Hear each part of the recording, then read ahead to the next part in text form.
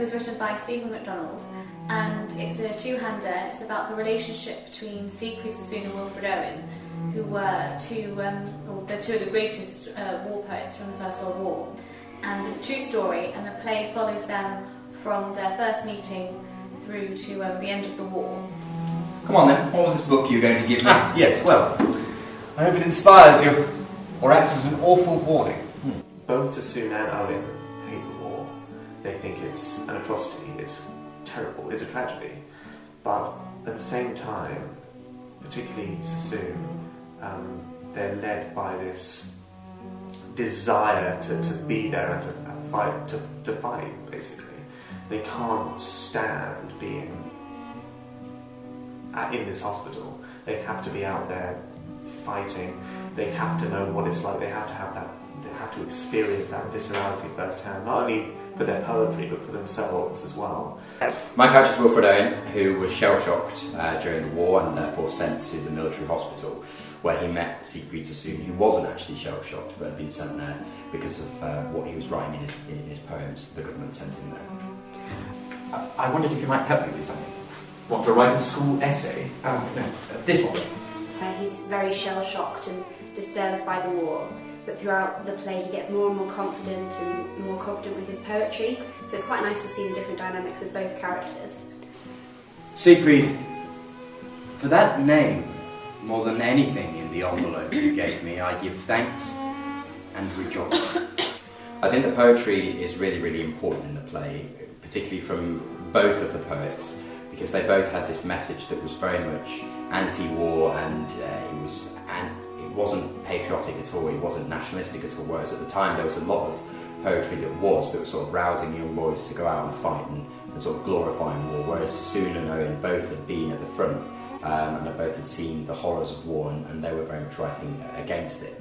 And that's ultimately what Owen is struggling against throughout the whole play. He feels that he needs to consistently go back to the war and consistently get injured or even die before he has the right to say anything. Siegfried is going back to France. He writes like a condemned man with just enough time to put everything straight. We also see it used as a device to enchant, in the sense that, you know, sharing poetry and sharing ideas and sharing creativity, essentially. What's really interesting is that what Stephen MacDonald's done is that he hasn't. So yes, some of the poetry is used as kind of poetry readings almost. So, you know, Owen says, "Can you help me with this?" and you actually see them construct Anthem for Doomed Youth together, which is really lovely. But he also uses it as almost a kind of a monologue, because Owen and Sassoon, they used their poems to express, you know, their horror about the war, their anger at the war. When they couldn't, you know, speak normally, they didn't have any other way to express how they were feeling. It was a museum of living horror called, with inappropriate understatement, the Craiglockhart War Hospital for Nervous Disorders. It contained some 150 officers whose minds had been broken by their experience of war. And every night, the corridors echoed with their screaming. People should come and see this play because it isn't just another war play. It's a really interesting take on the First World War, but it has so many other relevant themes, like dealing with loss, dealing with grief, and just about finding another person and finding joy in another person, which I think everyone can connect to. So it's a very universal play. It's not only a beautiful script with beautiful poetry in it, both Ben and Jacob are amazing actors who have put a lot of work into this, and just their display of acting is something worth coming to see.